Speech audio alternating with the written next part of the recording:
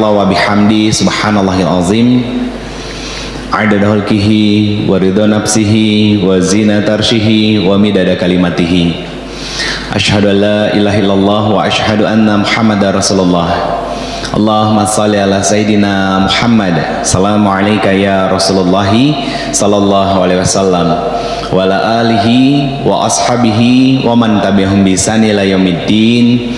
Rabbi a'udzubika min hamazati syayatin wa a'udzubika rabbi ayahdurun. Subhanaka la ilma lana illa ma 'allamtana innaka antal alimul hakim. Shadaqallahul azim wa shadaqa Rasulullah sallallahu alaihi wasallam.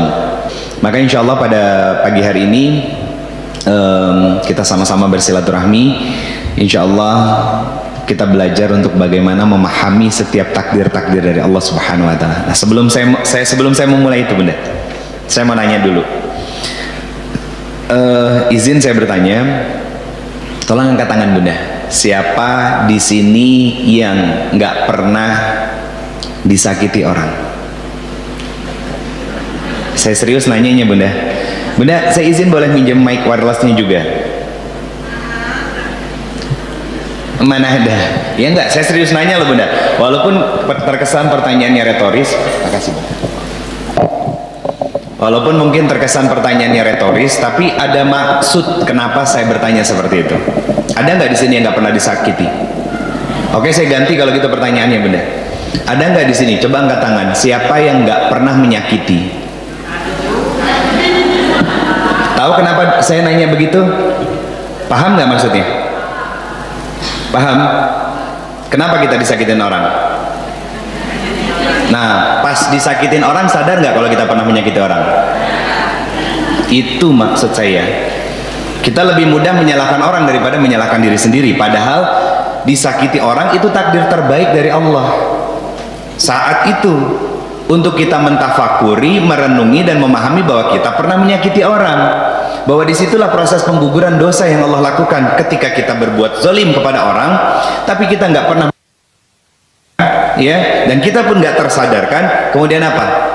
Kamu lalai sama aku kasih ujian, disentil sama Allah, iya kan? Disentil sama Allah. Yang paling sering nyakitin dan ngelukain hati kita siapa? Pasangan dan orang terdekat kita. Nggak usah pakai betul Bunda, saya tahu, iya, saya tahu. Nggak usah pakai betul kok, kecuali nanti kalau saya tanya, ya. Orang terdekat, buat mbak yang masih single, iya kan, yang belum menikah, siapa yang paling membuat kita sedih? Orang tua, kalau nggak keluarga inti lah, baik itu kakak atau adik. Pertanyaannya gini, kenapa kita merasa tersakiti oleh orang terdekat?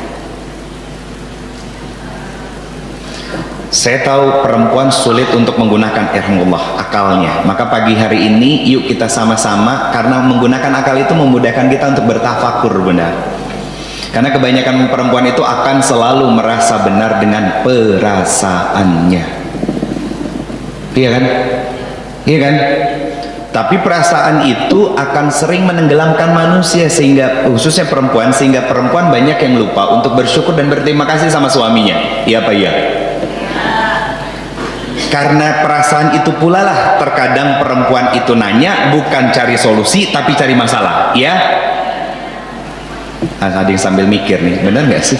Contoh begini nih Bunda, contoh begini, pagi diajak jalan sama suami, weekend ya, diajak jajan, dibelanjain ini itu, malam mau tidur masih nanya, papa sayang sama mama. Itu perempuan, itu perempuan. Nyari solusi apa nyari masalah? Nyari masalah sama lakinya. Kalau ternyata suaminya peka, ya bagus ya. Kalau ngerti gitu, Masya Allah sayang, Abi selalu sayang banget sama mama. Adem kan hati kita, tidur nyenyak kan. Bayangin kalau, kenapa sih mama lebay banget? Kan tadi pagi udah diajak jalan, masa itu nggak ngerasa bahwa Abi tuh sayang sama mama? Masa hampir setiap hari selalu aja nanya gitu kan? Emang mami nggak paham gitu selama ini dan lain sebagainya? Pertanyaan saya, lepas perasaan dari seorang perempuan, tidurnya bisa nyenyak, ngambek dia. Kalau dijawab seadanya juga jadi masalah. Itu perempuan Bunda. Dan saya paham betul psikologi perempuan itu seperti apa. Psikologi Islam ya, bukan psikologi barat yang saya ambil.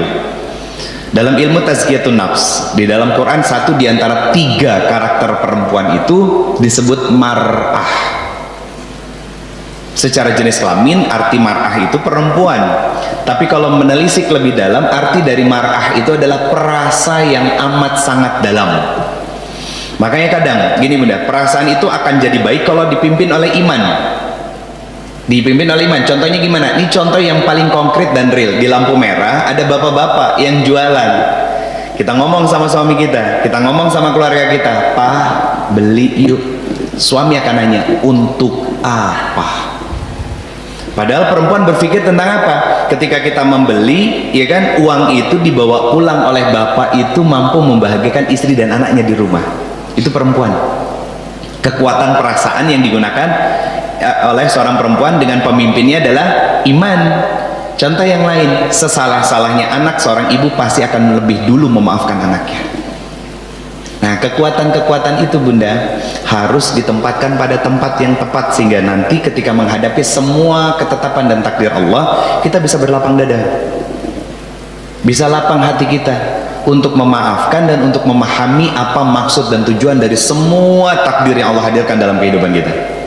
Sampai lisan kita mengatakan, "Ya Allah, aku ridho dengan setiap takdirmu." Kenapa? Karena tidak ada takdir-takdir yang kau takdirkan dalam kehidupanku itu sebagai salah satu wujud kezolimanmu kepadaku. Tidak ada. Pertanyaan saya, sudah bisa kita pada tahap itu bunda? Jangan jawab insya Allah, saya nggak percaya insya Allah orang Indonesia. Pertanyaannya sudah apa belum? Maka jawabnya satu di antara 2 itu bunda.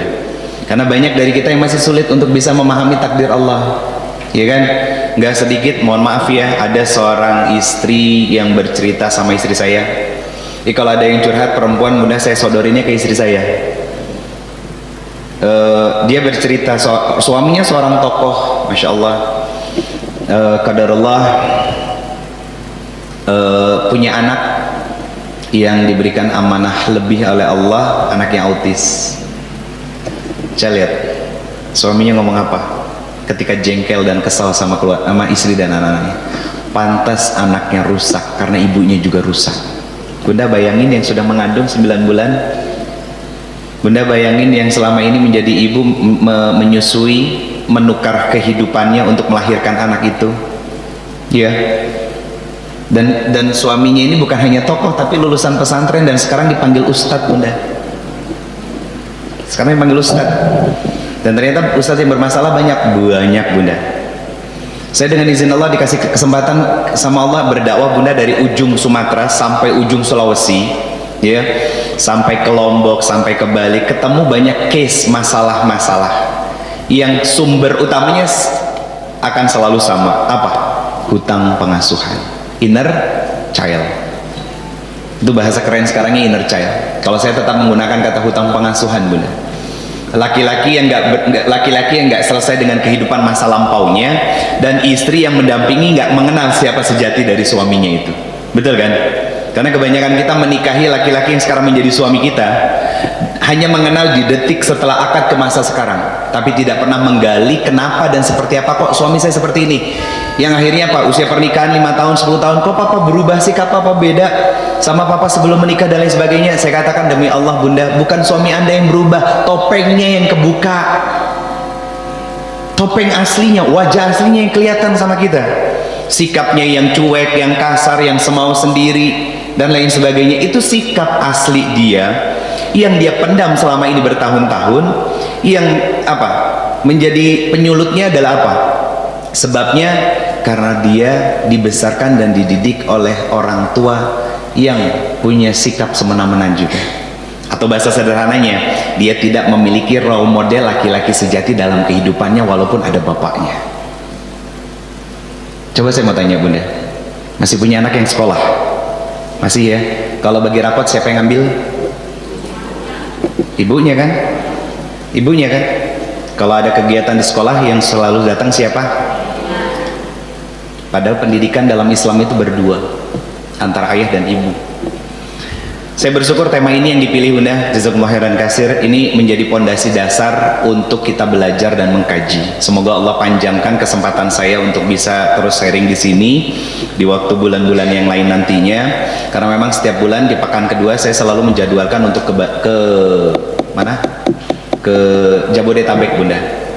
Selain memang ada jadwal yang lain, biasanya agak random sih ya, per 2 bulan sekali memang Allah kasih kesempatan saya untuk tampil di Damai Indonesiaku di TV One itu. Saya akan memulai Bunda. Yang barusan baru mukadimahnya. Bismillah. Saya biasa menggunakan whiteboard Bunda kalau menyampaikan materi, karena nggak apa-apa Bang, saya yang tarik ini aja, nggak apa-apa. Oh ada cadangan, oke siap. Ngomongin takdir. Kalau sudah ngomongin berdamai dengan takdir itu berarti kita ngomongin tentang yang namanya ujian atau masalah.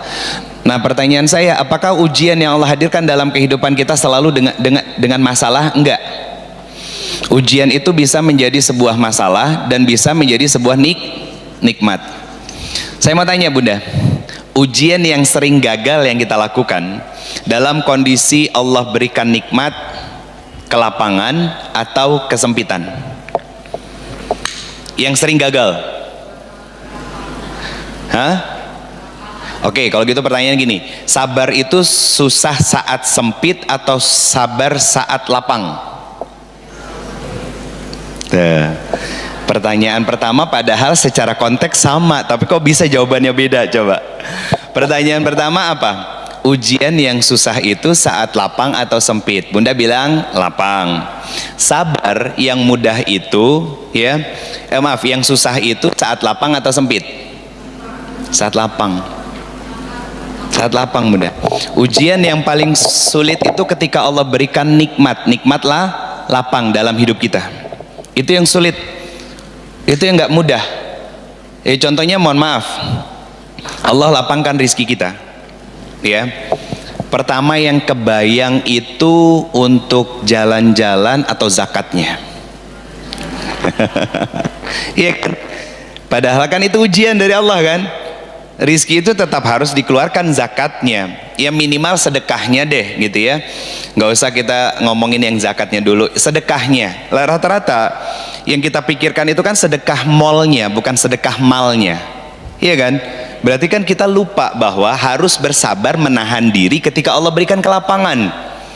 Karena konteks dari sabar itu Bunda, sabar dalam kehidupan kita itu bukan hanya dalam kondisi sempit, tapi harus juga kita lakukan dalam kondisi lapang, dan ini yang paling sulit. Ini yang paling susah. Diberikan kelapangan waktu sama Allah Subhanahu wa taala. Di pagi hari seperti ini banyak majelis-majelis yang Allah hadirkan. Saya barusan WhatsAppan sama salah seorang sahabat saya juga, seorang ustadz dari Bandung yang sering mengisi di daerah Tangsel dan sekitarnya, Ustadz Aswan. Saya belum pernah ketemu beliau, ya kan, tapi beliau sering nge-DM di Instagram saya. Kebetulan beliau di salah satu klaster kalau nggak salah di BSD ini. Jadi artinya gini, ada majelis-majelis ilmu seperti ini kan Allah yang memilih kita untuk datang Bunda. Kalau betul Allah berikan taufik dan hidayah kepada kita dengan niat bahwa kita belajar untuk ngaji, bukan karena siapa ustadznya viral nggak ya, ustadznya lucu nggak ya gitu kan. Nah kita akan digerakkan sama Allah hatinya. Hati itu akan menggerakkan tubuh kita untuk datang ke majelis-majelis ilmu yang kita tahu. Dan bukan hanya sekedar karena ngelihat temanya, ngelihat siapa ustadznya dan lain sebagainya, bukan. Tapi karena kesadaran diri kita bahwa kita butuh ilmu. Ada ulama yang mengatakan kita mendapatkan dunia dengan ilmu, mendapatkan akhirat juga dengan ilmu. Nah sekarang kalau ternyata ilmu kita, maaf ya, levelnya masih PAUD, sedangkan titel di belakang nama kita S1, S2, S3 bahkan sampai profesor, saya katakan demi Allah Bunda, sakitnya bukan di dunia, tapi lelah dan sakit serta perihnya di akhirat nanti. Di mana? Di nerakanya Allah Subhanahu wa taala. Dan itu pula yang menjadi masalah kita. Indonesia, tingkat perceraiannya tinggi nggak bunda? Tinggi. Kenapa perceraian itu menjadi masalah utama besar di Indonesia? Yang seharusnya kepala-kepala daerah itu fokusnya bukan pada pembangunan infrastruktur, tapi pembangunan manusia-manusianya. Nah sekarang infrastruktur dibangun di mana-mana, tapi manusianya secara kualitas tidak ditingkatkan. Iya kan? Penjagaan dari dalam rumah-rumahnya pun tidak ditingkatkan bunda. Nah, itu yang menjadi masalah bunda. Pertanyaan saya sederhana, kenapa tingkat perceraian di Indonesia itu tinggi? Tahu? Hah? Kalau selingkuh, pelakor, pebinor itu urusan eksternal bunda. Kurangnya ilmu dalam rumah tangga. Secara sederhana gini, kebanyakan orang menikah modalnya dua. Saya ambil dasarnya dulu ya. Kebanyakan orang menikah modalnya dua. Apa? Yang pertama modal cinta. Bener kan?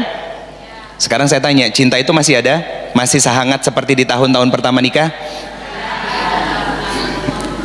Kelihatan gak bunda dari depan wajah-wajah yang bermasalah, yang berusaha untuk sabar gitu. Yang kedua bunda, apa? Status sosial atau pekerjaan. Lupa sama yang ketiga, apa? Ilmu. Ilmu apa? Ilmu bagaimana menjadi seorang suami, bagaimana menjadi seorang istri, memahami peran dan tugas dari seorang suami, dan memahami peran dan tugas sebagai seorang istri, manajemen konflik di dalam kehidupan rumah tangganya, bagaimana seharusnya bersikap dalam kondisi-kondisi yang sedang tidak baik-baik saja terhadap pasangan kita, dan lain sebagainya. Itu kan ilmu bunda. Sehingga secara sederhana saya sampaikan begini bunda, rumah tangga di Indonesia yang berkonflik, ya, yang berkonflik bahkan berujung pada perceraian, saya katakan demi Allah, bukan mereka nggak paham tentang cinta bunda, justru mereka menikah karena cinta kan. Yang menjadi masalah adalah mereka tidak paham bagaimana cara mengekspresikan cinta dengan cara yang tepat kepada pasangannya. Betul? Kenapa tadi saya ambil case pertama tentang perasaan seorang perempuan? Saya aja baru tadi malam ditanya sama istri saya, ayah sayang sama bunda? Hampir setiap malam saya ditanya bunda. Padahal sebelum beliau nanya seperti itu, baru habis diajak main ke Karawaci, beli hal-hal yang memang dia butuhkan, mumpung di sini dan dekat dari tempat saya menginap gitu kan. Akhirnya saya main ke sana. Sampai di penginapan begitu nanyanya. Itu manusiawi bunda. Kalau saya nggak bisa bersikap, ya kan, mengekspresikan cinta saya dengan cara yang tepat kepada pasangan saya, walaupun tadi seharian sudah saya jajanin dan saya senangkan hatinya, patah itu semuanya kalau saya salah menjawabnya. Betul ya sayang ya? Belum lama bunda, saya juga masih newbie, berumah tangga baru 14 tahun. Masih suka dipanggil sayang sama suaminya. Alhamdulillah, bukan kata lagi ada maunya kan? Tapi suara yang menjawab cuma satu dari sekian banyak yang datang bunda. Saya bawa spidol sendiri. Saya lanjut bunda ya. Ini yang menjadi masalah. Nah sekarang saya biasa bunda mau menyampaikan materi itu mendudukkan masalahnya dulu, ya. Nah sekarang bagaimana Rasulullah SAW mentarbiyah, mendidik para sahabat. Itu dalil pertama itu di Quran surat ke-62 ayatnya kedua, surat Al-Jumu'ah. Cara Nabi mendidik dirinya dan para sahabat bunda. Ini kurikulumnya Nabi. Kurikulumnya Nabi yang Allah tuliskan di dalam Al-Quran. Yang pertama, membacakan ayat-ayat Allah. Yang kedua, mentazkiyah, tazkiyatun nafs. Yang ketiga, mengajarkan hikmah. Apa hikmah? Pembelajaran atau pelajaran. Dari siapa? Dari kisah orang-orang terdahulu bunda. Nah ini metode yang dilakukan sama Nabi Sallallahu Alaihi Wasallam dalam mendidik dan mengajarkan para sahabat radhiyallahu anhum ajma'in. Dibacakan ayat-ayat Allah, ya kan? Nah di Quran ada ayat yang mengatakan apa? Ketika dibacakan ayat-ayat suci, ayat-ayat Allah, bergetar hati kita dan bertambah keimanan. Dan itu yang dilakukan sama para sahabat. Itu kenapa bunda? Kenapa ayat-ayat Allah yang dibacakan? Karena begini bunda, konsep kurikulum Nabi selain tiga ini itu ada dua. Satu apa? Iman sebelum Quran. Kemudian adab sebelum ilmu. Sehingga ketika Nabi membacakan ayat-ayat Allah, imannya bertambah para sahabat. Imannya bertambah. Karena apa? Sudah meyakini dan mengimani bahwa Allah Rabbus samawati wal ard, Tuhan dari semesta ini. Nah kemudian ketika mentazkiyatun nafs, ya, apa yang muncul? Sifat-sifat superlatif di dalam diri para sahabat semuanya. Apa? Sabar, tawakal, ya kan? Kemudian dia syukurnya makin besar, ikhlas, puncaknya keridhaan. Karena pintu awal dari tazkiyatun nafs itu adalah taubatan nasuha. Pintu paling tinggi dan paling akhirnya adalah ridho. Apa arti dari ridho? Berpuas dengan semua nikmat dan karunia yang sudah Allah berikan, serta baik di dalamnya meliputi ujian, masalah ataupun kesenangan, Bunda. Nah itu kenapa ini yang menjadi mimpi kita di surat Al-Fajr 27, 28, 29, 30. Apa? Ya ayyatuhan nafsul mutmainah irji'i ila rabbiki radiyatil mardiyah. Wahai hamba-hambaku yang jiwanya tenang, jiwa mutmainah, Bunda. Dari mana jiwa mutmainah didapat? Nanti saya jelaskan, ya. Ini pengantar menuju materi utamanya.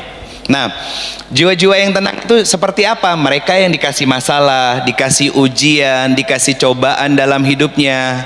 Apa yang kita lakukan? Tetap sabar, tetap tawakal, tetap mensyukuri. Ternyata lebih banyak nikmatnya daripada masalahnya. Apa kata Allah? Aku rindu kepadamu, ayo pulang. Aku masukkan kalian ke dalam surgaku, aku masukkan kalian ke dalam golongan hamba-hambaku. Itu kan dreamnya kita, Bunda. Itu maunya kita kan? Bukan ke Kapadokia, Bunda, dreamnya. It's my dream itu adalah masuk ke dalam surganya Allah Subhanahu wa Ta'ala. Layangan putus ya. Dreamnya kita adalah masuk ke dalam surganya Allah dengan keridhaan dari Allah, karena kita belajar untuk ridho, berdamai dengan setiap takdir-takdirnya Allah, setiap ujian-ujian dan masalah-masalah yang Allah hadirkan dalam kehidupan kita. Pertanyaannya gini, Bunda. Kenapa Allah menguji kita? Kenapa Allah menguji kita? Kenapa?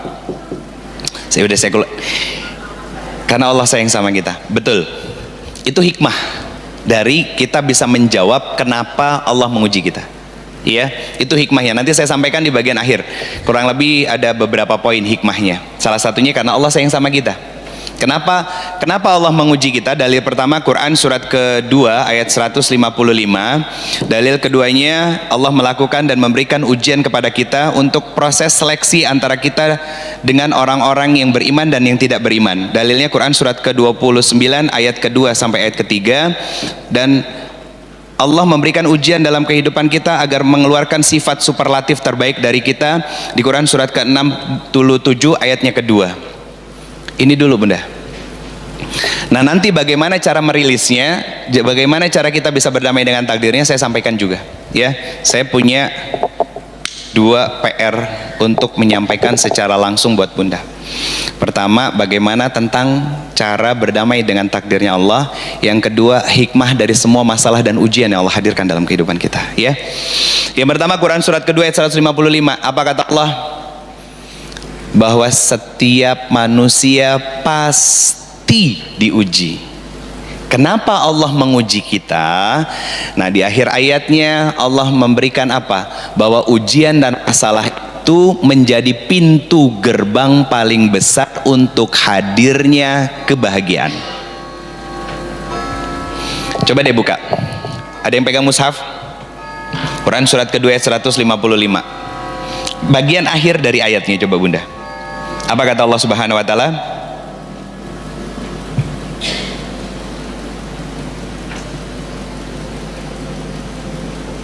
Wabasiris sabirin. Apa artinya? Berikan kabar gembira kepada orang-orang yang sabar, yang mau melewati ujian-ujian dan masalah demi masalah dalam kehidupannya dengan kelapangan hati, ya kan?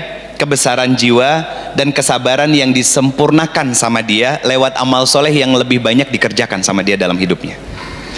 Maka ujian itu hadir Bunda untuk membahagiakan orang-orang yang beriman. Bukan untuk membuat susah kita Bunda, bukan untuk membebani kita. Cuman banyak dari kita, karena apa? Karena menerima ujian dari Allah itu bukan pakai iman, pakai perasaan. Dan dicoba untuk sama kita di logika-logikakan, gak akan pernah bisa bunda.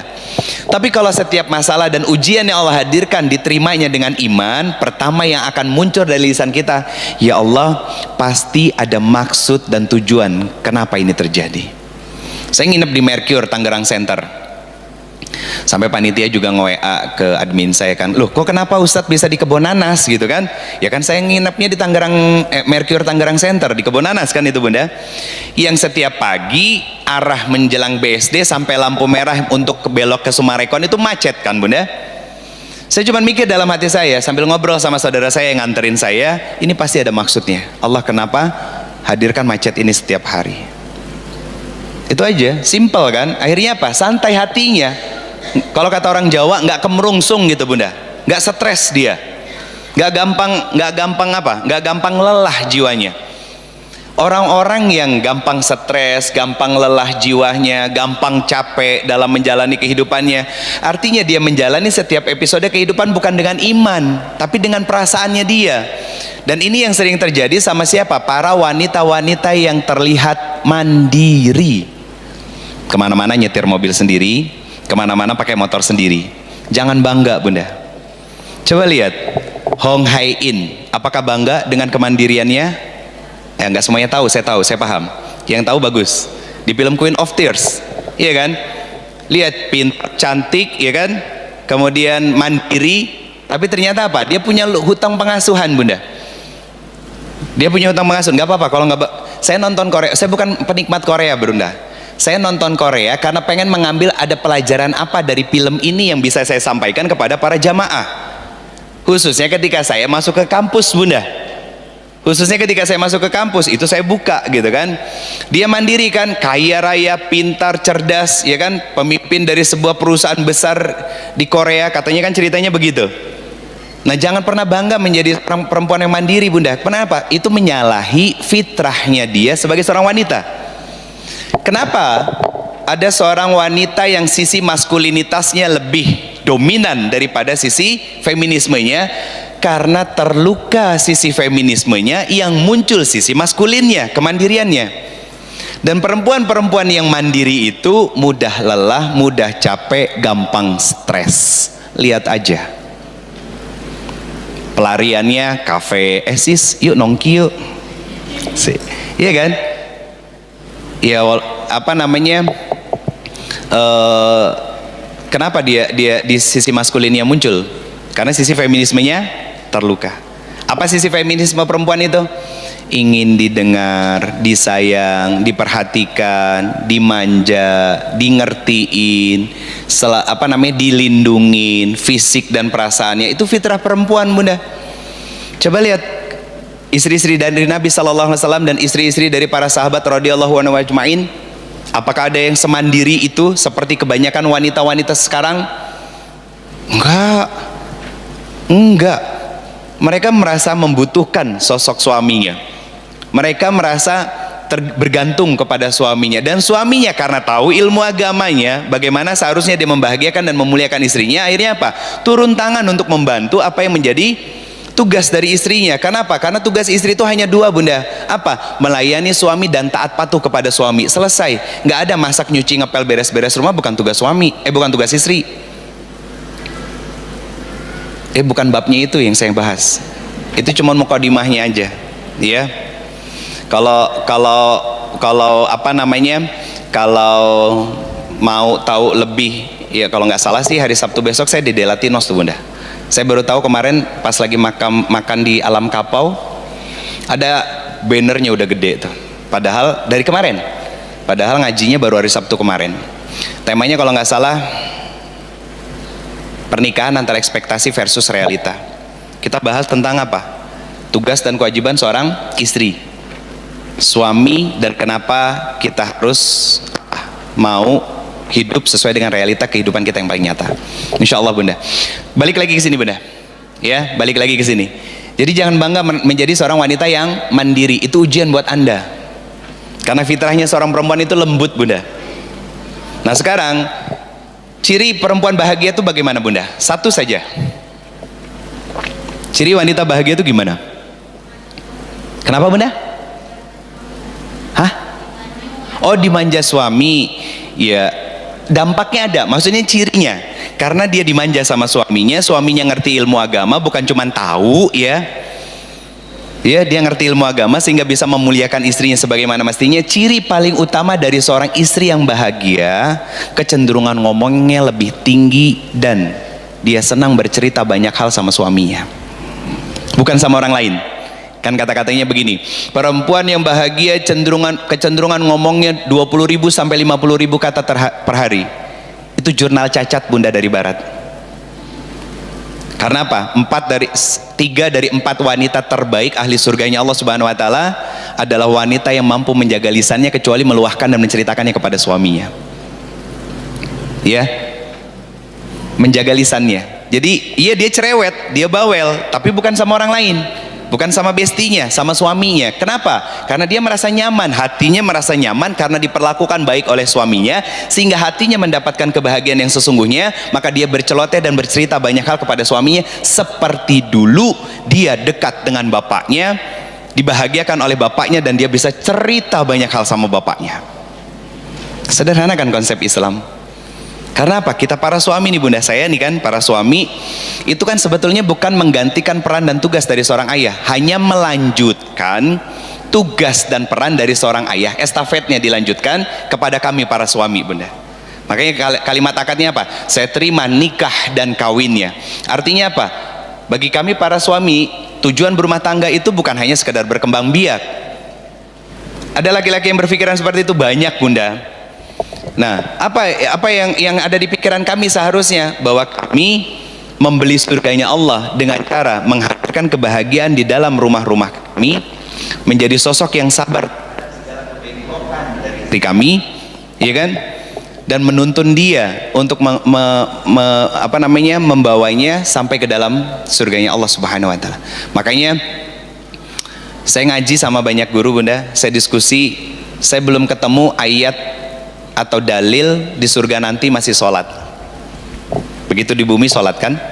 Saya belum ketemu dalil baik ayat atau hadis nanti di surganya Allah puasa. Belum ketemu.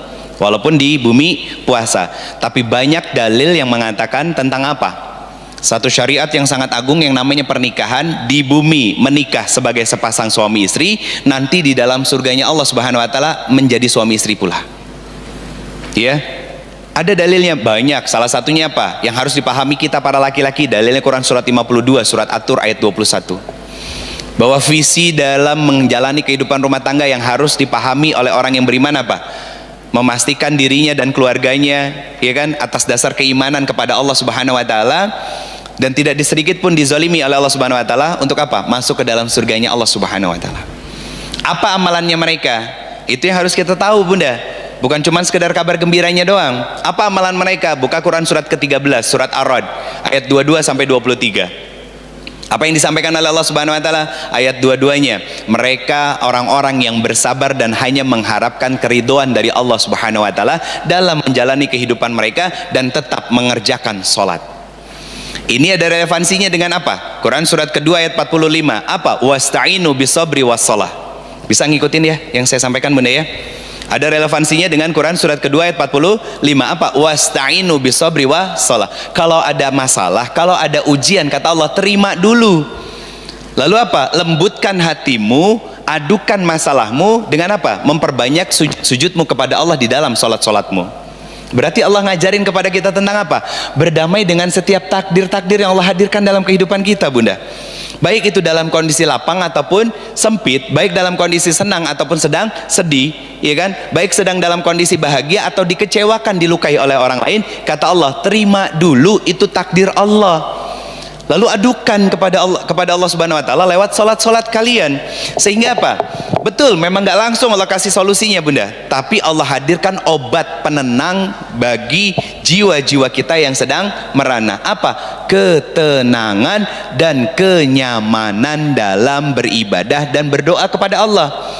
Saking nyaman dan tenangnya kita beribadah kepada Allah Subhanahu wa taala, ya. Saking nyamannya dan tenangnya kita berdoa kepada Allah Subhanahu wa taala sampai lupa kalau kita punya masalah, akhirnya Allah ijabah solusinya. Pernah ngerasa begitu? Masalahnya berat gitu ya. Tiba-tiba sadar, untuk ngadu sama Allah, curhatnya sama Allah, ketagihan karena nikmat berdoa dan ibadah kepada Allah, lupa lagi punya masalah, Allah hadirkan solusinya. Itu rumusnya Bunda. Dan itu sudah sunatullah, rumusnya selalu begitu. Nah sekarang kenapa solusinya nggak hadir-hadir dalam kehidupan kita dari semua masalah yang ada dalam kehidupan kita? Jawabannya sederhana, bisa jadi kita belum menikmati ibadah-ibadah kita karena selalu memikirkan masalah yang ada. Selesai kan? Itu solusinya. Dan itu juga yang menjadi penyebabnya. Kita harus paham Bunda, bahasa-bahasa kasih dari Allah Subhanahu wa taala sama kita. Salah satu bahasa cinta yang paling besar dari Allah kepada kita, Allah hadirkan masalah dan ujian dalam kehidupan kita agar kita bisa dan mau untuk kembali dan mengadu kepada Allah Subhanahu wa taala. Sampai kapan? Terserah Allah. Yang bikin kita kecewa selama ini ketika berhadapan dengan masalah apa? Ketika mendatangi Allah, minta pertolongan Allah, udah mikirin hasilnya. Kok sebulan udah ngelakuin apa yang kata Ustadz, saya nggak berubah-berubah sih Ustadz? Pasti langsung futur lagi kalau ada begitu. Saya sudah tahajud, saya sudah sedekah, saya sudah duha dan lain sebagainya. Kenapa solusinya nggak datang-datang? Karena apa? Di awal melakukan suatu kebaikan, amal soleh yang diperintahkan oleh Allah, udah mikirin apanya? Hasilnya. Nanti sebulan 2 bulan nggak kunjung datang hasilnya, padahal hasil itu hak prerogatifnya Allah. Apa yang terjadi? Futur. Gak mau lagi sholat, gak mau lagi berdoa yang panjang, gak mau lagi tahajud, gak mau lagi sedekah, gak mau lagi sabar. Kalau amal solehnya sudah mulai menipis, maka apa? Membran kesabaran kita pun akan semakin menipis Bunda. Akhirnya apa? Berkeluh kesah ke sono sini dan lain sebagainya. Dan itu persis banget apa? Penyakitnya kita.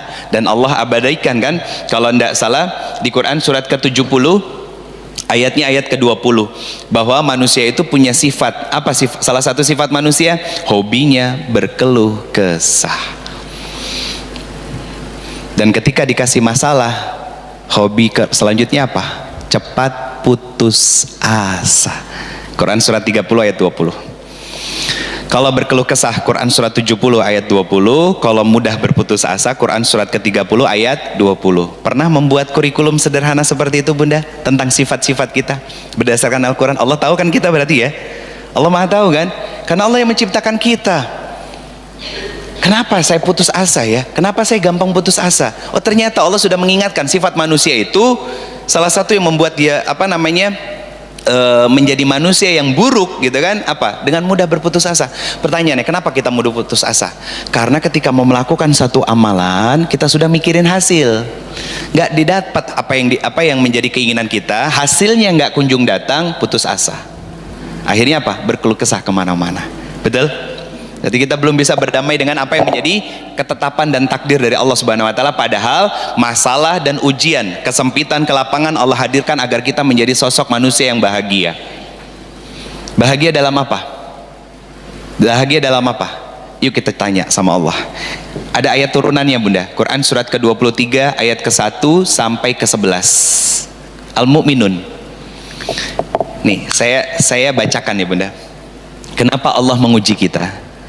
Karena ujian itu pasti terjadi pada setiap makhluk yang diciptakan oleh Allah Subhanahu wa taala. Ya. Apa tujuan dari Allah memberikan ujian yang pasti akan datang dalam setiap episode kehidupan kita? Kata Allah, untuk kita menjadi hamba-hamba yang bahagia. Bagaimana cara kita meraih kebahagiaan di sisi Allah Subhanahu wa taala lewat masalah dan ujian itu? Kata Allah, qad aflahal mu'minun. Orang beriman itu pasti bahagia. Orang beriman itu pasti bahagia. Berarti dia bahagia karena apa? Karena keimanannya dia kepada siapa? Kepada Allah. Selain itu dia beriman kepada apa? Qada dan kadarnya Allah, bahwa semua yang Allah tetapkan selalu baik dan pasti tidak akan pernah menzolimi hambanya. Ya, kayak Mbak yang masih sendiri. Kenapa Mbak masih sendiri sampai sekarang? Karena menurut Allah Mbak tuh mahal. Iya betul Bunda. Sama kayak kita punya putri-putri dan putra-putra yang sudah dewasa, ya kan? Yang ketika ngelihat tetangga yang lainnya udah jalan kemana-mana sama pacar dan lain sebagainya, tapi anak-anak kita masih di rumah. Jangan bersedih Bunda. Anak-anak kita berarti anak mahal. Yang hanya bisa menjemput mereka adalah orang-orang yang memang menurut Allah layak menjemput permata-permata di dalam rumah-rumah kita. Husnuzon kan, bahagia akhirnya kita kan. Itu yang Allah mau bunda. Gak usah pacaran, gak usah. Tapi nggak ngapa-ngapain Ustadz pacaran. Kalau nggak ngapa-ngapain, ngapain pacaran kan gitu? Iya kan? Karena pacaran itu minimalnya sudah zina mata, zina pikiran, zina telinga, ya kan? Kemudian apa? Zina hati. Baru habis itu ke zina yang lainnya, apa? Pegang-pegangan, raba-rabaan dan lain sebagainya. Emang mau kita kayak begitu? Nggak mau kan bunda? Ya, mohon maaf ya kalau bunda ada anak yang pacaran. Harusnya introspeksi diri, jangan tersinggung. Kenapa anak kita pacaran? Kan dulu kita nikah juga sebelum nikah pacaran. Nah, dalam fikih zinah itu hutang. Saya ulangi, kenapa anak-anak kita pacaran? Ustadz, kenapa anak saya kok lebih seneng sama main-main sama pacarnya, keluar sama pacarnya, kalau ditelepon sama pacarnya langsung bung gitu kan? Introspeksi diri bunda. Bukankah dulu menikah juga diawali dengan pacaran? Enggak Ustadz, kita cuma surat-suratan. Iya, sama aja. Sama aja bunda. Bertaubat, minta maaf sama mereka. Untuk Allah putus apa? Keburukan dan balanya agar tidak jatuh sama mereka. Kasih edukasi sama mereka. Kalau sayang sama mama sama papa, jaga diri sayang. Kenapa? Kayak yang anak perempuan, kamu melangkah keluar rumah, nggak menutup aurat, kamu pacaran, dipegang sama orang, dosanya itu jatuh sama mama sama papa. Kalau betul kakak, mbak, ayah sayang sama mama sama papa, masa iya kalau sayang sama mama sama papa ngirimnya ngirim dosa bukan pahala. Obrolan itu namanya dialog iman bunda.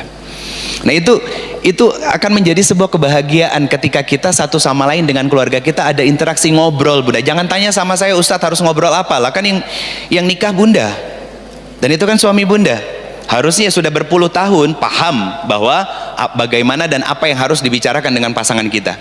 Karena pada faktanya begini bunda, banyak orang yang usia pernikahannya sudah puluhan tahun tapi usia kebersamaannya baru 1 tahun. Paham? Fakta kan? Itu fakta bunda. Nah, kata Allah, qad aflahal mu'minun, tentang iman kepada Allah, iman kepada qada dan qadarnya Allah, dan iman kepada hari akhirat. 3 saja saya keluarkan. Kenapa orang beriman itu bahagia dalam menjalani setiap masalah dan ujiannya? Karena dia percaya Allah menetapkan semua takdir-takdirnya dengan kasih sayang dan pengetahuannya Allah. Dan Allah tidak pernah menzalimi kita. Lantas bagaimana dengan iman dan qada dan qadarnya Allah? Bahwa semua ketetapan dan aturan Allah itu sebagai bentuk cinta dan bahasa kasihnya Allah sama kita. Semuanya. Allah demi Allah benda, nggak pernah zolim sama kita. Yang ketiga, tentang hari akhirat, bahwa tidak ada sikap baik yang bisa kita pilih kecuali dengan bersabar. Kenapa? Karena percaya balasan dari sabar tadi di Quran surat ke-13 ayat 22 dan 23. Di ayat 23-nya nama surganya surga Aden. Itu tempat peristirahatannya orang-orang yang sabar bunda. Orang-orang yang hanya mengharapkan ridho dan rahmat dari Allah dalam menjalani setiap takdir dan masalah yang Allah hadirkan dalam kehidupan mereka. Dia percaya akan adanya hari akhir, makanya masalah diterimanya dengan iman, sehingga apa? Allah lapangkan hatinya dan Allah sibukkan dia dengan kesenangan amal soleh. Apa amal solehnya? Yuk dibuka di sini bunda. Dari ayat ke-1 tadi, apa kata Allah? Qad aflahal mu'minun. Orang beriman itu pasti bahagia, walaupun diberikan masalah dan ujian yang sangat luar biasa. Di bumi dia bahagia, kebahagiaannya akan disempurnakan di akhirat nanti. Apa? Di ayat ke-11-nya Allah sempurnakan hidup mereka dalam bahagianya dengan Allah hadirkan surga Firdaus sebagai balasannya. Harusnya mendengar ini udah seneng loh bunda. Dan akhirnya kita siap menghadapi semua masalah dan ujian. Lantas apa amalannya di bumi sehingga dia bisa merasakan kenikmatan hidup yang sangat luar biasa, lapang jiwanya, luas pemaafannya kepada orang-orang yang mungkin sudah menzalimi dan menyakiti dia selama ini. Dari ayat ke-11 mundur ke ayat kedua, mereka sholat dalam kondisi dan keadaan khosyi'un. Sholatnya dinikmati bunda, khusyuk. Sehingga karena sholatnya khusyuk, apa yang dia dapat? Sholat khusyuk itu tumak ninah nggak? Tumak ninah, ya. Sholat khusyuk itu sholat yang tumak ninah. Orang-orang yang sholatnya khusyuk dan tumak ninah nanti diberikan hadiah oleh Allah apa? Jiwa-jiwa yang mutmainah, tenang, nyaman gitu bunda, asik hidupnya gitu. Dia nggak ngebenci orang walaupun banyak orang yang benci sama dia. Dia nggak pernah nggak suka sama orang walaupun banyak orang yang nggak suka sama dia. Dia nggak akan berbuat zalim kepada orang walaupun banyak orang yang berbuat zalim kepada dia, bunda. Khusyuk, jiwanya mutmainnah, jiwanya tenang. Kejawab ya, kenapa menjadi dreamnya kita adalah panggilan di Quran surat Al-Fajr ayat 27, 28, 29, 30 tadi kan bunda. Sekarang bagaimana cara kita untuk mengaplikasikan cara yang sederhana biar kita perlahan tapi pasti bisa memahami takdir-takdir Allah itu sebagai bahasa kasih sayang dan cinta dari Allah buat kita, ya kan? Itu yang biasanya ditanya tentang how to-nya, bagaimana caranya, sehingga kita perlahan tapi pasti sebagai seorang yang beriman kepada Allah, kita akhirnya apa? Menyadari bahwa ini takdir terbaik dari Allah Subhanahu wa taala. Sebelum saya masuk ke situ dan nanti di bagian akhir saya sebutkan beberapa hikmah dari masalah dan ujian yang Allah hadirkan, ya. Kita bahas dulu dua ayat ini berkaitan dengan ujian untuk menguatkan pondasi kita bahwa setiap orang pasti diuji, ya. Di Quran surat 29 ayat 2 dan 3, surat Al-Ankabut, bunda. Apa kata Allah? Bahasa sederhananya gini bunda, hei hambaku, aku menciptakan kalian nggak mungkin begitu saja tanpa aku hadirkan masalah dan ujian dalam kehidupanmu. Nah sekarang kenapa aku melakukan itu dan menghadirkan masalah dan ujian dalam kehidupanmu? Kata Allah, untuk memfilter siapa yang beriman dan siapa yang ingkar, kata Allah. Apa bahasa ingkar? Munafik. Munafik bunda. Munafik itu bukan berarti orang yang murtad atau kufur. Munafik itu bukan berarti orang yang murtad atau kafir, bukan. Orang yang munafik itu adalah orang Islam tapi mengingkari apa yang menjadi ketetapan dan syariat-syariat Allah. Itu munafik bunda. Dan berita buruknya, orang-orang munafik itu menjadi korek api neraka jahanam dan tempatnya di dasarnya. Itu contohnya gimana? Paling real begini. Kenapa Allah memberikan ujian dalam kehidupan kita? Itu sebagai proses untuk ngayak, apa ya? Ngayak, nyaring. Ya, nyaring siapa yang beriman dan siapa yang munafik. Bunda, tolong jawab jujur. Selama ini ada masalah yang kita cari Allah dulu atau besti? Ya bunda, simple ya. Itu simple loh. Di situlah penilaian kita bunda. Siapa diri kita sesungguhnya itu di situ. Bukan berarti nggak boleh cerita sama orang, bukan. Pertanyaannya gini, ketika cerita sama orang betul cari solusi atau justru malah membuka masalahnya, membuka boroknya. Bunda mohon maaf, kita luka ya, nauzubillah min zalik ya, nauzubillah min zalik, jatuh dari motor ada luka, kita berusaha untuk ditutupin kan.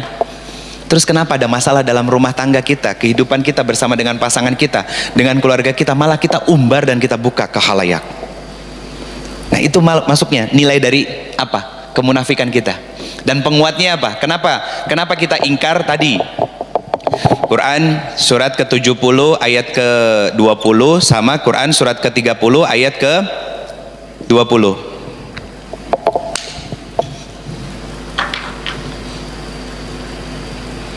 Tentang apa? Yang ini manusia hobinya keluh kesah, yang ini hobinya manusia gampang putus asa. Ya kan? Ini diantara sifat munafik kan begitu. Berkeluh kesah sama Allah, sama manusia, bukan sama Allah. Padahal masalah itu datang dari Allah. Manusia itu cuma wasilahnya doang bunda. Kita disakitin sama orang, ya kan? Biar kita sadar bahwa ini surat panggilan dari Allah, biar kita kembali kepada Allah. Tapi kan yang terjadi apa? Ketika udah ngadu sama Allah, saya sudah ngadu ke Ustadz sama Allah, saya apa-apa curhat sama Allah. Nah, kalau betul curhat sama Allah, mukanya nggak usah begitu, nggak usah senewan gitu. Dikondisikan biasa aja. Karena apa? Kalau betul curhatnya sama Allah bunda, dia kan ngomong dengan tenang, dengan teratur, dengan asik, gitu kan. Mukanya ekspresinya juga biasa, gitu. Nggak senewan, nggak nggak ya gitulah deh pokoknya. Kenapa? Itu masalah jiwanya. Bunda tahu ODGJ? Siapa? Orang gila? Salah. Suami yang tukang selingkuh itu ODGJ bunda. Betul bunda. Jiwanya terganggu. Jiwanya sedang sakit. Kalau jiwanya nggak terganggu, nggak mungkin dia selingkuh. Suami yang hobinya apa? Korupsi. Itu ODGJ bunda. Kalau yang di pinggir jalan nggak pakai baju, itu bukan ODGJ. Orang yang memang milih hidupnya seperti itu. Coba tanya sama dia, kamu ODGJ ya? Gak bakalan dijawab. Paling nyengir bunda. Palingnya nyengir, karena memang dia memilih hidup seperti itu. Yang jadi masalah, orang yang kelihatan waras, sehat, afiat, kemana-mana, pakai mobil, ya, kemudian pakai kemeja rapi, klimis dan lain sebagainya, tapi apa? Hobinya maksiat, homo, lesbi, kemudian apa lagi? Korupsi, kemudian apa lagi? Playing victim sama orang, berbuat semena-mena sama pasangan dan orang lain dan sebagainya. Itu ODGJ bunda. Karena apa? Dalam Islam jiwa itu disebut nafs, ya, nafs.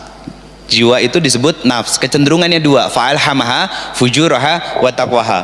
Jiwa itu diberikan untuk apa? Berbuat fujur atau takwa, silahkan.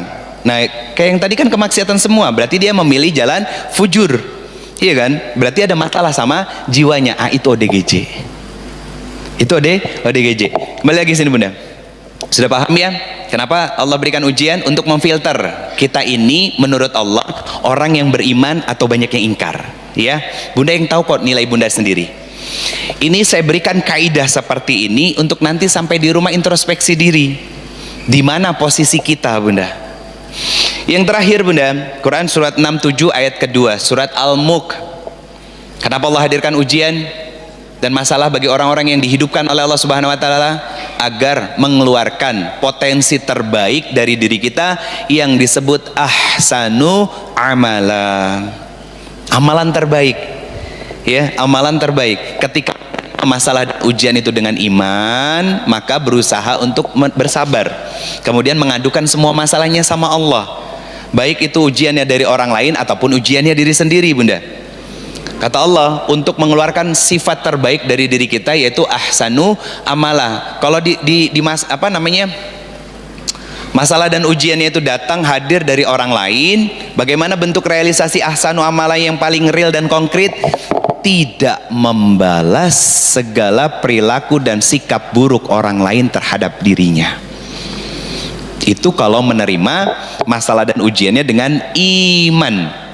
Tapi kalau dengan kekufuran, dengan kemunafikan, saya enggak terima, saya harus balas, saya sakit hati dan lain sebagainya. Bunda, Asmaul Husna yang ke-9 apa namanya? Kalau nggak tahu bilang wallahu a'lam. Asmaul Husna yang ke-99 As-Sabur. Allah Maha Sabar. Kenapa Asmaul Husna di awal dan di akhir dibuka dengan kebaikan-kebaikan Allah dan ditutup dengan kebaikan-kebaikan Allah? Allah sabar banget sama maksiatnya kita bunda. Maksiat mulut, maksiat mata, maksiat telinga, maksiat tangan, dibalas nggak? Itu ujian bagi Allah nggak dari kita? Iya. Dan Allah Maha Sabar bunda. Langsung dibalas nggak? Misalkan, mohon maaf, kita tiba-tiba julid sama orang, dibikin sumbing mulutnya. Ya, nggak dibalas sama Allah. Terus kenapa? Allah aja sabar dengan semua kemaksiatan kita, masa kita nggak bisa sabar dengan semua masalah dan ujian yang Allah hadirkan dalam kehidupan kita bunda?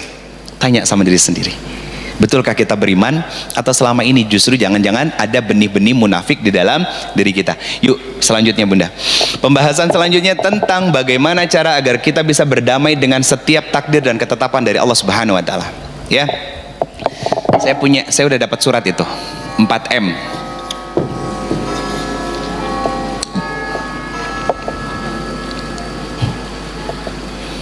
15 menit lagi insya Allah cukup.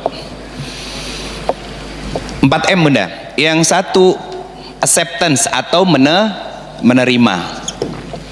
Kenapa kita harus menerima? Tadi salah satu ayatnya dibacakan, Quran surat 57 Al-Hadid, ayatnya saya panjangkan 22 sampai 23. Nah yang 23-nya ini nanti ke poin yang kedua, apa? Memahami. Dalilnya saya ambil yang surat 57-nya ayat 23-nya. Ya, saya tuliskan dulu ya bunda ya, nanti saya jelaskan kenapa 4M ini penting buat kita bisa berdamai, menjadi salah satu cara untuk kita bisa berdamai dengan takdirnya Allah Subhanahu wa taala. Yang ketiga, setelah memahami, memaafkan. Ayo jujur, maafin susah apa enggak? Ada tips dan triknya dari Allah. Quran surat ketiga ayat 133 134. Yang kelima, melepaskan atau rilis. Dalilnya Quran surat ke-10 ayat ke-62. Enak ya Bunda? Kalau apa-apa nanyanya sama Quran. Jadi jelas hidupnya. Apa yang harus dilakukan? Apakah ini sudah sesuai dengan apa yang Allah mau atau belum? Nah, itu asiknya Bunda. Kalau kita betul-betul mengimplementasikan kata zalikal kitabul la raiba fihi hudal lil muttaqin. Kalau bingung apa yang saya tulis karena tulisan saya kayak ceker bebek, nanti saya sebutin lagi. Maaf ya Bunda ya, maaf banget. Saya dokter wannabe tapi nggak jadi. Ya, menerima, acceptance.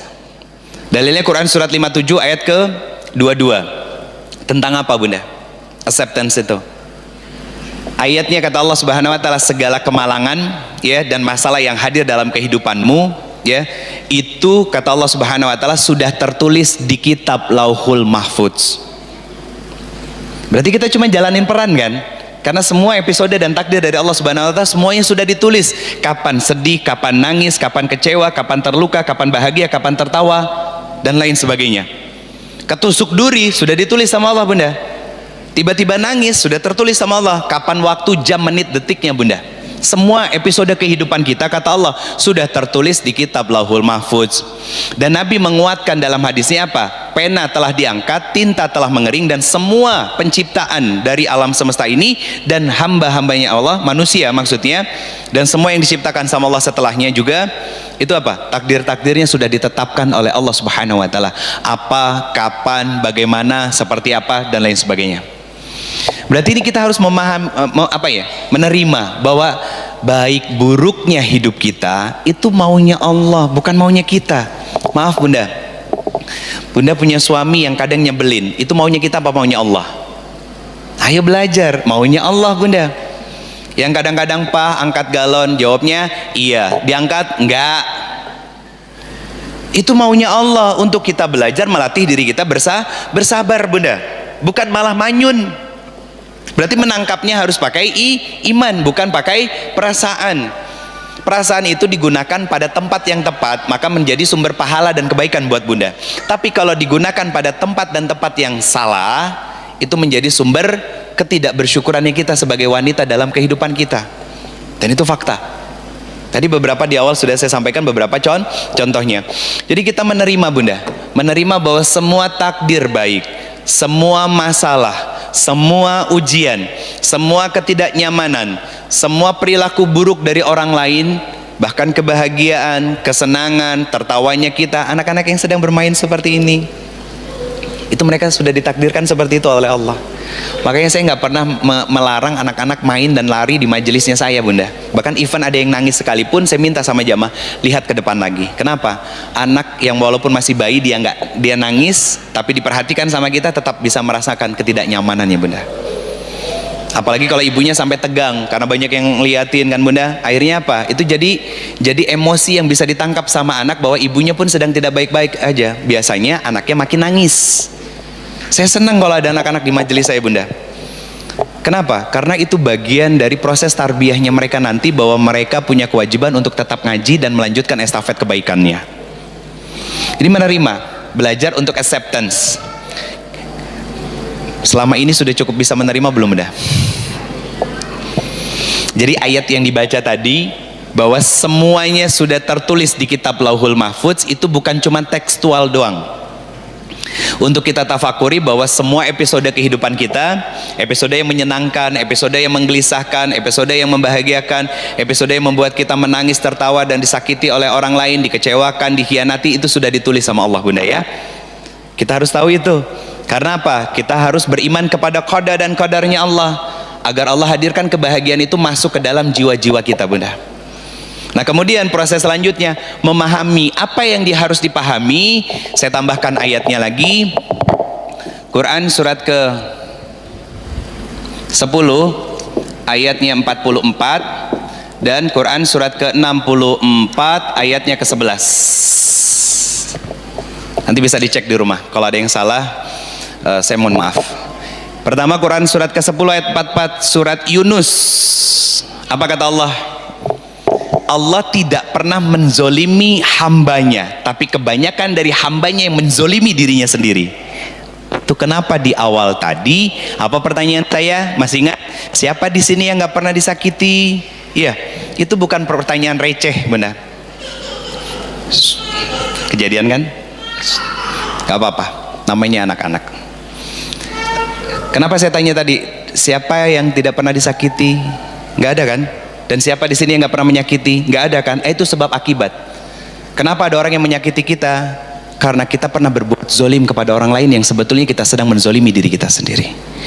Bunda, cara memahami takdirnya Allah, ya, Allah tidak sedikit pun berbuat zolim kepada kita. Tapi kebanyakan keburukan yang hadir dalam kehidupan kita, kenapa? Di Quran surat At-Tagabun ayat ke-11, itu karena ulah tanganmu sendiri, kata Allah. Dan itu terjadi biiznillah, dengan izin Allah, Bunda.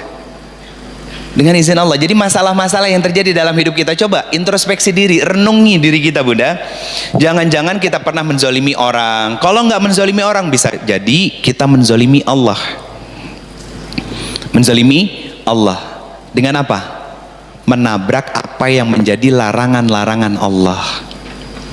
Berarti muncul sisi kemunafikan di dalam diri kita. Mohon maaf, Bunda, mohon maaf ya, saya izin, maaf banget. Syariat yang sering ditabrak sama kita sebagai orang yang katanya beragama Islam, beriman kepada Allah, adalah syariat riba. Ya, mohon maaf.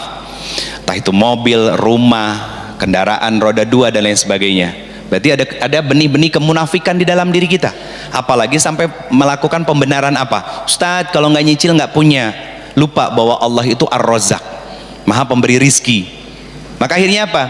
Karena kita mengabaikan Allah, ini kan syariat Allah. Akhirnya apa? Allah berikan ujian harta biasanya dalam hidup kita.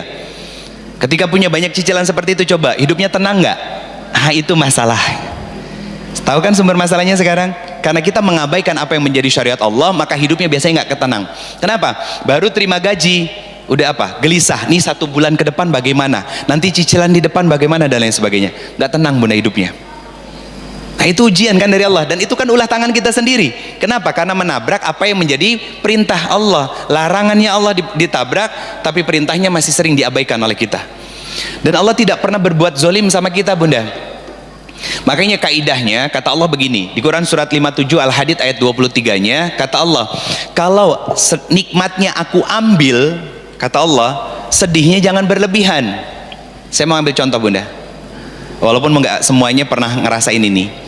Sakit gigi, masih bisa bersyukur sama Allah, ya Allah, sariawan ini datang, sakit gigi ini datang karena mungkin bisa jadi banyak dosa dari mulut ini yang nggak bisa kau hapus dan kau ampuni hanya dengan berkumur-kumur ketika hendak berwudu mengerjakan sholat. Karena gini, Bunda, dalam proses memahaminya ini, ya, ketika nikmatnya diambil, kata Allah, kalian harus sabar, nggak ada pilihan yang lain. Bagaimana kita bisa sabar? Karena kita sudah menerima bahwa ini takdir terbaik dari Allah, sehingga kita bisa memahami lebih dalam. Untuk apa? Untuk mengikhtiarkan kita bersabar dalam takdir yang tidak menyenangkan dalam kehidupan kita. Dan ketika nikmatnya ditambah, kata Allah,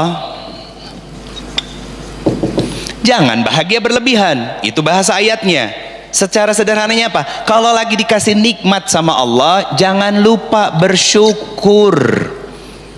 Kaidahnya di Quran surat 14 ayat ke-7 apa? La in syakartum la azidanakum. Kalau kalian bersyukur, nanti aku tambah nikmatnya. Minimal, Bunda, nikmat yang Allah tambahkan itu apa? Ketenangan dan kenyamanan dalam menjalani ketaatan kepada Allah. Itu nikmat yang paling besar. Dan kata Allah Subhanahu wa taala, tidak ada pakaian paling baik, ya kan? Dan betapa ajaibnya orang-orang yang beriman itu, kata Nabi SAW, apa? Bagi orang-orang yang beriman, ketika diberikan masalah dia bersabar, ketika diberikan nikmat dia bersyukur. Ajaba, kata Allah, ajaibnya kita orang-orang yang beriman.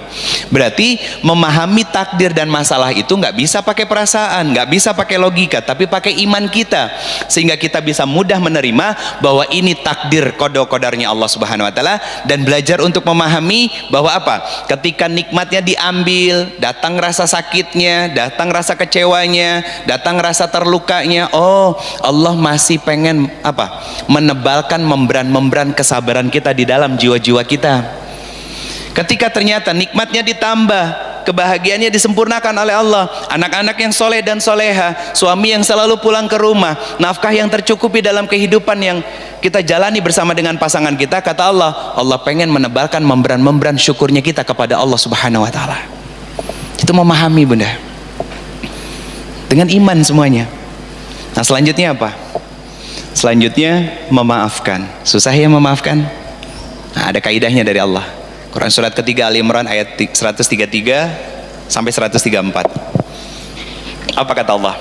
Diawali dengan kalimat wasari'u ila magfiratim mir rabbikum. Kenapa Allah perintahkan? Padahal di ayat 134-nya ini membahas tentang orang yang menahan amarahnya dan mudah memaafkan orang lain. Kenapa ayat ini digandengkan dengan ayat sebelumnya, yaitu Quran surat ketiga ayat 133 dengan pembukaan yang sangat luar biasa? Apa? Wasari'u ila magfiratim mir rabbikum. Bersegera minta ampun kepada Allah Subhanahu wa taala. Bersegera mendatangi Allah dan bertobat serta berhijrah serta memperbanyak istighfar. Bunda, orang-orang yang beristighfar atau senang bertobat itu nanti ada konsekuensi positif yang dia rasakan sebagai seorang hamba. Apa? Hatinya lembut. Hatinya lembut. Kenapa orang-orang yang bersegera bertobat kepada Allah punya konsekuensi positif, hatinya lembut? Karena dia dekat dengan Allah, dan Allah siap memberikan banyak kebaikan setelahnya ke dalam hati-hati itu. Dan puncaknya apa? Allah hadirkan dalam hati yang lembut itu ketakwaan kepada Allah dan diberikan hadiah apa? Surga yang luasnya langit dan bumi. Kalau secara klasifikasi berarti surga yang luasnya langit dan bumi itu surga kelas bisnis. Kelas bisnis, Bunda.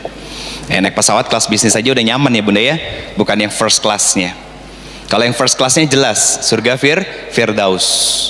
Nanti yang paling kelas ekonomi apa? Disebut taman surga. Tuh, surga aja ada klasifikasinya. Kalau kita nggak tahu klasifikasi surganya, bagaimana kita bisa mengikhtiarkan amal soleh terbaik untuk bisa masuk ke sono, Bunda? Nah, ini kelasnya kelas bisnis, Bunda. Kelas yang kedua, kata Allah, orang-orang yang bertakwa, cirinya hatinya lembut, ya kan? Sehingga Allah sediakan nanti surga yang luasnya langit dan bumi. Ciri yang lain apa? Mereka di Quran surat ke-3 134-nya menginfakkan hartanya fi sorro iwad doro, dalam kondisi lapang ataupun sempit. Tadi ada kenceleng lewat. Apakah itu buat makan para bunda-bunda dari keluarga besar SKDII? Bukan. Beliau-beliau sudah punya suami, Bunda. Diberikan nafkah cukup oleh suami mereka. Itu untuk gerak dakwah, diputar, Bunda. Diputar, dan itu menjadi apa? Tabungan amal soleh sampai kiamat, nggak pernah putus. Jadi kasih yang terbaik. Dan ciri orang yang bertakwa itu akan memberikan sebagian hartanya. Ya kan tanggal muda nih ya. Di dompet ada yang merah, biru, hijau, ungu, oranye, abu-abu. Dan kebanyakan dari kita ngasihnya yang abu-abu, Bunda. Kena abu aja mata kita pedih, Bunda. Apalagi masukin ke kenceleng. Masukin itu yang merah, semangat gitu. Atau yang hijau, kalau nggak yang biru, ngelihatnya enak kan, indah.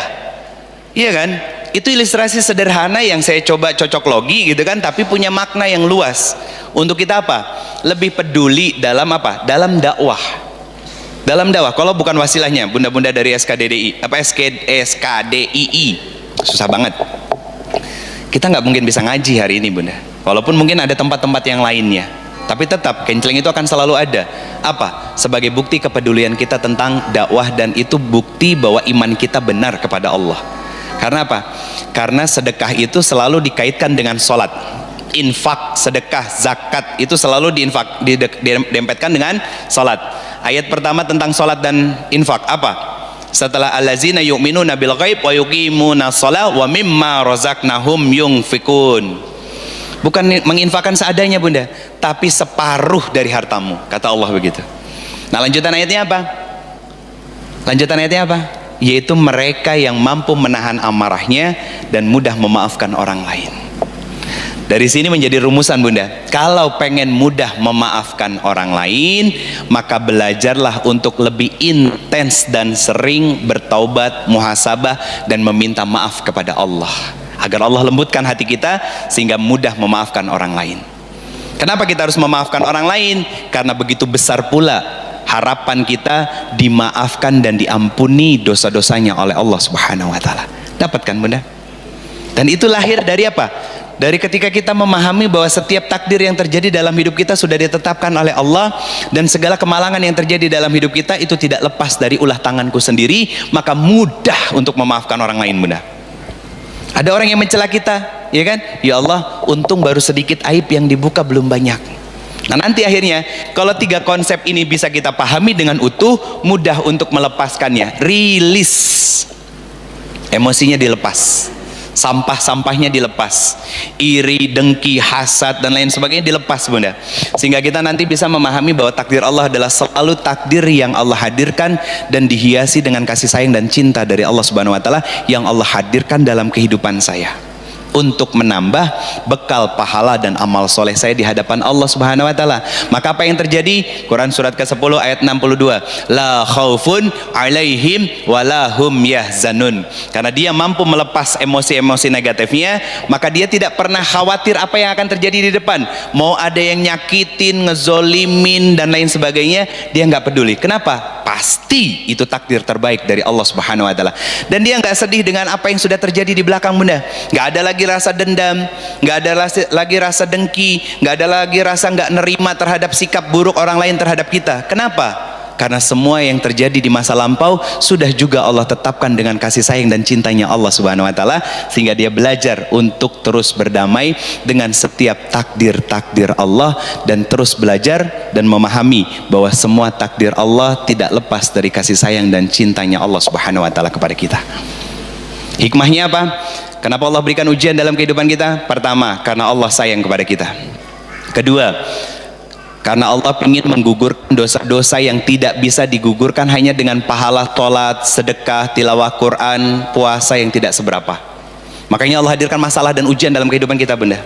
Yang ketiga, Allah mengajarkan kepada kita jangan mudah dan jangan pernah berekspektasi kepada manusia, karena pasti kamu akan kecewa sama mereka. Yang keempat, apa? Allah mengajarkan kepada kita, kamu disakiti, kamu dikhianati, kamu dilukai, hidupmu nggak nyaman, maka jangan pernah menyakiti dan mengkhianati serta melukai orang lain. Barakallahu fikum. Itu yang bisa saya sampaikan bunda. Mohon maaf bunda lewat 4 menit. Jazakumullah khairan kasir. Silakan kalau bunda ada yang ingin bertanya. Kurang lebihnya saya mohon maaf lahir dan batin. Assalamualaikum warahmatullahi wabarakatuh.